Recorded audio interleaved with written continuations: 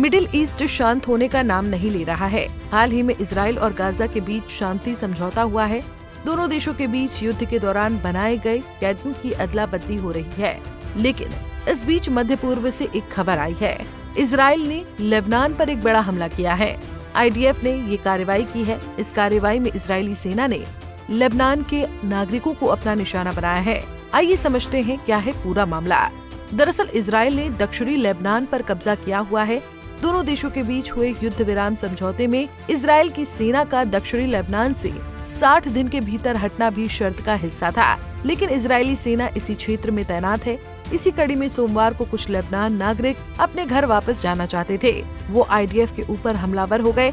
लेकिन इस दौरान इजराइल की सेना ने उन ग्रामीणों पर गोलियां चला दी, जिसमें अब तक 22 से ज्यादा लोग मारे जा चुके हैं।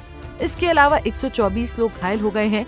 लेबनान के स्वास्थ्य मंत्रालय ने एक बयान में कहा कि घायलों में 12 महिलाएं और इस्लामिक स्काउट एसोसिएशन का एक सदस्य भी था, जो मानवीय बचाव मिशन का काम कर रहा था। ये हमला दोनों देशों के बीच हुए समझौते की महत्वता को दिखा रहा है कि इजराइल के लिए कोई भी सीमा लागू नहीं होती है। बता दें कि लेबनान की सेना ने कहा है कि जब तक इजरायली सेना दक्षिणी लेबनान से नहीं हटती, तब तक वो वहां अपना नियंत्रण नहीं संभाल सकती। लेबनान के राष्ट्रपति जोसेफ ऑन ने रविवार को दक्षिणी लेबनान के लोगों से कहा कि देश की संप्रभुता और इलाके की अखंडता पर कोई समझौता नहीं होगा। उन्होंने ये भी कहा कि वो इस समस्या का हल निकालने के लिए पूरी कोशिश कर रहे हैं, ताकि लोगों के अधिकार और इज्जत की रक्षा की जा सके। वहीं सूत्रों के अनुसार इजरायली सेना ने दक्षिणी लेबनान के नकौरा में स्थित संयुक्त राष्ट्र अंतरिम बल के मुख्यालय के पास मुख्य सड़क को बंद कर दिया। इसके अलावा सेना ने मेस अल जबल और अरकोब हाइट्स पर गोलीबारी की। इजरायली सेना ने पूर्वी और दक्षिणी पूर्वी लेबनान के शेबा क्षेत्र के पश्चिम में माउंट सदानेह की ओर भी गोलियां चलाई। ये घटना अपने आप में कई सवाल खड़े कर रही है। हाल ही में इजराइल ने गाजा के साथ भी समझौता किया है। इस समझौते के तहत इजराइल और गाजा एक दूसरे के युद्ध बंदियों को छोड़ रहे हैं।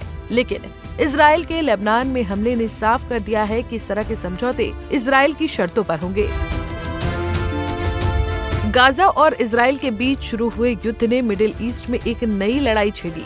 इस लड़ाई ने पूरे मिडिल ईस्ट को युद्ध की आग में झोंक दिया। इजराइल के खिलाफ कई आतंकी संगठनों ने हमले शुरू कर दिए। लेकिन इस लड़ाई में इजराइल को आंतरिक रूप से कई ताकतवर देशों का समर्थन हासिल था। इजराइल की जवाबी कार्रवाई ने कई देशों की सियासत हिला दी। लेकिन इजराइल अपने देश पर भविष्य के खतरे को देखते हुए निर्णय ले रहा है। इसमें साफ है कि इजराइल के दुश्मनों के खिलाफ कड़ा एक्शन लिया जाएगा। इजराइल हमास और हिजबुल्लाह के खिलाफ दिए अपने वक्तव्य में साफ कह चुका है।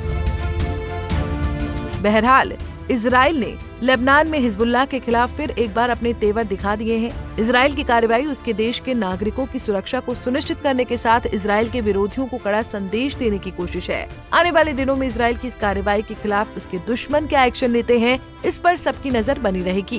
Bureau report, Punjab Kesari TV.